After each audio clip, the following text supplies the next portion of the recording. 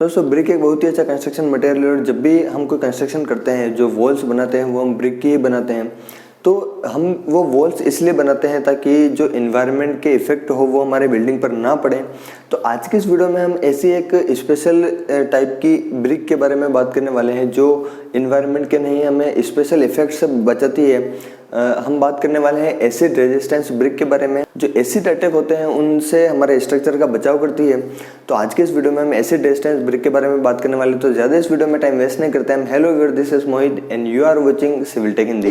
दोस्तों acid resistance brick जो होती है वो मेनली क्ले या फिर शेल की बनाई जाती है। इसमें थोड़ा सा लो लाइम हम लेके चलते हैं और इसके अलावा लाइम और इन सब चीज़ के अलावा इसमें हम लेते हैं आयरन, फेल्स पाउडर, फ्लिंट या फिर सैंड और थोड़ा सा इसको टेम्परेचर पर गर्म करके इस एसिड रेजिस्टेंस ब्रिक को बनाया जाता है। इन सब का मिक्सर करके और इसको थोड़ा सा हाई टेम्परेचर देके फिर हम इसको मोल्ड में रखकर और इस ब्रिक को बनाया जाता है। अब इस ब्रिक का मेन काम क्या होता है? इस ब्रिक का मेन काम ये रहता है कि जो भी एसिड अटैक्स होते हैं, हालांकि इसके एडवांटेजेस के बारे में हम आखिर में बात करेंगे, लेकिन जो एसिड के अटैक्स होते हैं उन एसिड के अटैक से हमारा बचाव करती है। लाइक आपने जो एसिड रेन के बारे में सुना होगा, उस टाइप के जो एसिड अटैक अगर किसी स्ट्रक्चर पे होते हैं तो ऐसा कोई भी कंपोनेंट जिसमें एसिड की मात्रा हो और वो अगर हमारे स्ट्रक्चर को अफेक्ट करता है तो ऐसी कंडीशन में हमें एसिड रेजिस्टेंस ब्रिक को यूज में लेना चाहिए। दोस्तों एसिड ब्रिक्स की टेस्टिंग और मैन्युफैक्चरिंग कंफर्म करता है इंडियन स्टैंडर्ड 4860/1968 इन 1968 का। इसका जो रिवीजन है इस इंडियन स्टैंडर्ड का, ये इसकी मैन्युफैक्चरिंग और टेस्टिंग के बारे में हमें कंफर्मिंग करता है।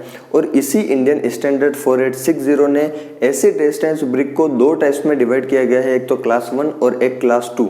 क्लास 1 जो होती है, क्लास 1 हम लेते हैं सीवर कंडीशन के यूज़ में लिए स्टोरेज टैंक्स में, यानी जहाँ पर बहुत ही ज़्यादा सीवर कंडीशन होती है वहाँ पर हम क्लास 1 ब्रिक को यूज़ में लेते हैं। और दूसरा इसका टाइप है वो है क्लास 2।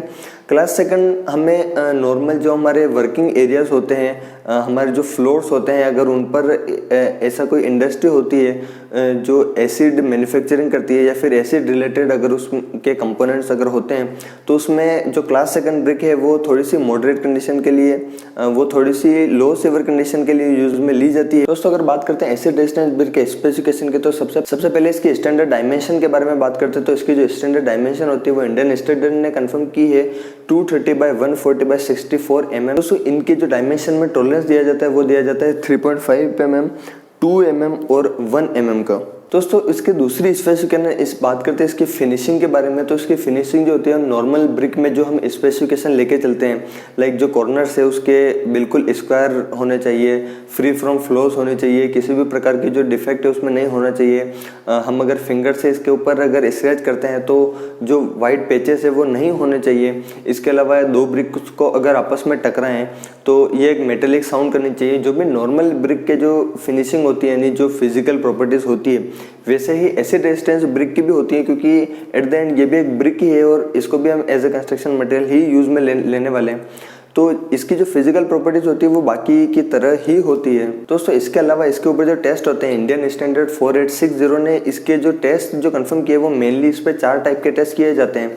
सबसे पहला इस पर वाटर एब्जॉर्बेशन का टेस्ट, दूसरा इसकी फ्लेक्सर स्ट्रेंथ का टेस्ट, तीसरा इसकी कंप्रेसिव स्ट्रेंथ का टेस्ट और चौथा जो स्पेशल टेस्ट जो केवल इसी ब्रिक के लिए होता है वो होता है इसका एसिड रेजिस्टेंस का टेस्ट। दोस्तों फर्स्ट के 3 टेस्ट हैं, एक तो वाटर एब्जॉर्बेशन टेस्ट, एक फ्लेक्सर स्ट्रेंथ टेस्ट और एक कंप्रेसिव स्ट्रेंथ टेस्ट। ये हम जो नॉर्मल ब्रिक के लिए जैसे टेस्ट करते हैं वैसे ही किए जाते हैं, बस इसकी एसिड रेजिस्टेंट टेस्ट का जो मेथड है वो थोड़ा सा अलग है, तो उसके बारे में हम फिर कभी बात करेंगे। दोस्तों कंप्रेसिव स्ट्रेंथ के ऊपर तो मैंने हालांकि पहले एक वीडियो बनाया है जिसका लिंक आपको नीचे मिल जाएगा डिस्क्रिप्शन में या यहाँ ऊपर आई कार्ड्स में।